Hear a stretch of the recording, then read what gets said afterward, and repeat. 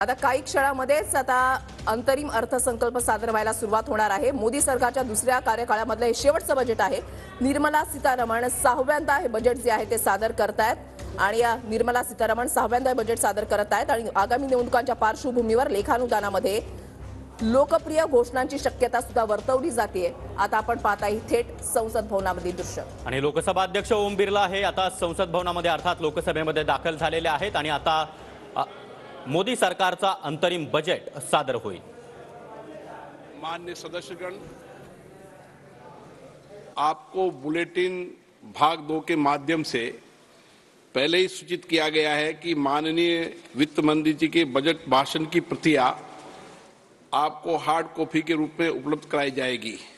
अतः बजट प्रस्तुत हो जाने के पश्चात माननीय सदस्य बजट भाषण की प्रति प्रकाशन काउंटर से प्राप्त कर सकते हैं। आपको ये भी सूचित किया जाता है कि माननीय मंत्री द्वारा बजट प्रस्तुत किए जाने के पश्चात उसे मेंबर पोर्टल पर भी उपलब्ध करा दिया जाएगा। माननीय वित्त मंत्री जी,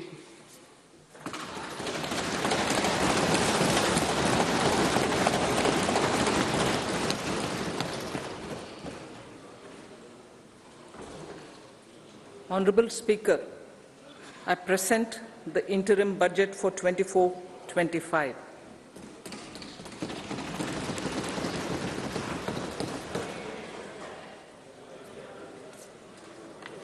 The Indian economy has witnessed profound positive transformation in the last 10 years.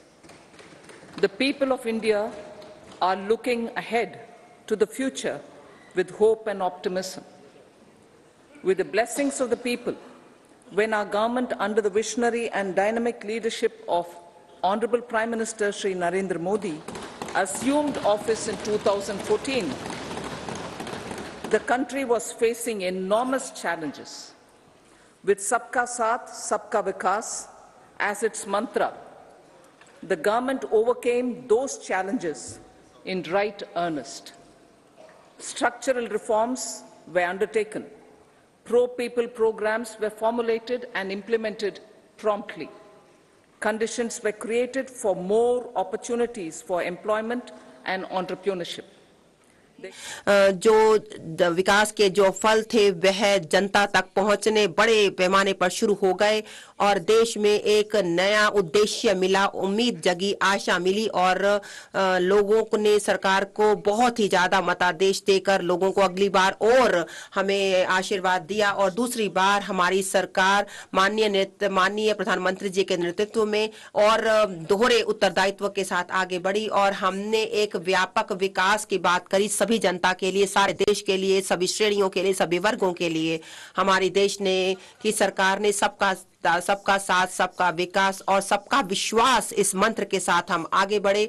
हमारा जो विकास था इसमें यह कहा गया कि हम सभी प्रकार से समावेश करेंगे, विशेष रूप से सामाजिक समावेश होगा और हम सभी देश के सभी लोगों के विकास की हम बात करेंगे और हम साथ ही साथ भौगोलिक रूप से समावेश करेंगे उन सभी क्षेत्रों के लोगों का जो उस देश के अलग अलग भागों में रह रहे हैं। जब हम राष्ट्र के विकास की बात करते हैं, सबका प्रयास की बात करते हैं तो देश उन सभी चुनौतियों को आगे लेकर हम बढ़े। जब बहुत ही ज्यादा महामारी थी पूरे विश्व में, हमारे देश में, और हमने बहुत ही ज्यादा इसमें बात की कि किस प्रकार से हम बात करें और इसका परिणाम यह हुआ। इसके परिणाम स्वरूप हमारा जो युवा देश है, हमारी बहुत ही ज्यादा आकांक्षाएं हैं और हमने लोगों ने अपनी उम्मीद जो जगाई कि हम उच्चतम विकास के लिए हम बात करेंगे। हमारी सरकार ने यह देखा कि किस प्रकार से हम आगे बढ़ेंगे और हम बहुत ही अच्छे मतादेश के साथ देश की जनता ने हमें आगे बढ़ाया है। जहां तक समावेशी विकास का संबंध है और हम इसको देख रहे हैं कि किस प्रकार से जो विकास के कार्यक्रम है पिछले 10 वर्षों के दौरान, पहले यह था कि हम कराएं। ग्रामीण विकास के जो कार्यक्रम थे पिछले 10 वर्षों के दौरान अगर देखा जाए, उसमें हमने प्रत्येक घर के अंतर्गत चाहे सभी के लिए आवास की योजना हो, हर घर जल हो, या सभी के लिए बिजली हो, या सभी के लिए कुकिंग गैस हो, या सभी के लिए वित्तीय सेवाएं और बैंक अकाउंट खोलने की बात हो, हमने रिकॉर्ड टाइम में यह काम किया। जहां तक खाद्यान्न की चिंता का संबंध था, उसे हमने बिल्कुल दूर कर दिया और हमने 80 करोड़ लोगों के लिए मुफ्त, बिल्कुल निःशुल्क राशन उपलब्ध कराया है। और जो न्यूनतम समर्थन मूल्य है, जहां तक अन्नदाता के उत्पादन के लिए हमने इससे समय पर लगातार आवधिक रूप से बढ़ाया है, और जो आवश्यक मूलभूत आवश्यकताएं हैं उसने वास्तव में ग्रामीण क्षेत्र में लोगों की आय को बढ़ाया है। जो आर्थिक आवश्यकताएं हैं उनको हम इस प्रकार से ठीक कर सके और हम ज्यादा से ज्यादा नौकरियों के अवसर उपलब्ध करा सके। सामाजिक न्याय, हमारी सरकार एक ऐसी दृष्टिकोण के साथ काम कर रहे हैं कि हम सर्वांगीण, सर्वस्पर्शी और सर्वसमावेशी विकास करें।